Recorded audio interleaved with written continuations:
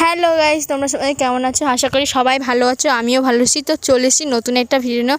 আজকের ভিডিওটা শুরু করলাম শরবত খাওয়াটা। কিসের শরবত জানো? এটা হচ্ছে মৌরি শরবত। মা প্রতিদিন খেতে দেয়, এটা নাকি অ্যাসিড ফ্যাসিড কম হয় তাই জন্য। কিন্তু মা আজকে খুব বেশি দিয়েছে, তাই খেতে পারছিলাম না, তাই মুখ দিয়ে বেরিয়ে গেছিলো আর চোখে জল বেরিয়েছিলো। আমি খেতে পারি না, তাও মা দিয়ে জোর করে দিয়েছে বলে খেয়েছি। তারপর শরবত খাওয়ার পর চলে গেছি স্নান করতে। এবার চলো স্নানটা সেরে ফেলি। এবার স্নান করে চলে এসেছি। স্নান করার পর দেখি চুলগুলো ভিজা বলে ছেড়ে রেখেছি এখন। তারপরে গাছ থেকে ফুল পেড়ে নিয়ে চলে এসেছি। গাছে ফুল ফুটেছিল, আজকে পুজো দেবো। এবার চলো পুজোটা দিয়ে নিই।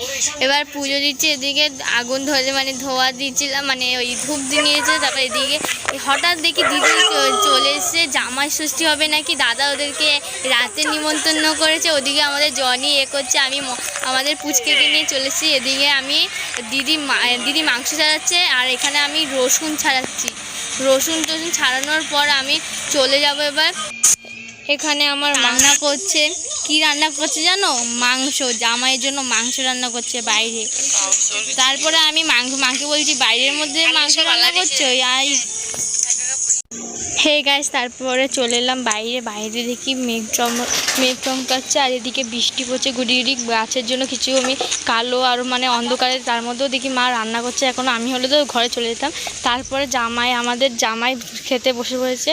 দিদি কি থালা সাজাচ্ছিল। থালাটা সাজানোর পর আর দিদি সবাইকে দাদাও বসছিল খাওয়ার জন্য একসাথে দুজন বসে। দিদি দুজনের সামনে খেতে দিয়েছে, দাদা ছবি তুলছিল। এদিকে দেখো মিষ্টি কত রকমের, আবার ভাত, পটল ভাজা, লঙ্কা সব জল ফল সব এখানে ছিল। আর এদিকে দেখো দাদা এখানে ছবি তুলছে। দেখো এবার দেখো দাদা ছবি তুলছে। এদিকে জিজুকে খেতে দিচ্ছে না। আজকে ভিডিওটা এই পর্যন্ত। ভালো লাগলে লাইক করো, কমেন্ট করো, শেয়ার করো, সাবস্ক্রাইব করো। টাটা।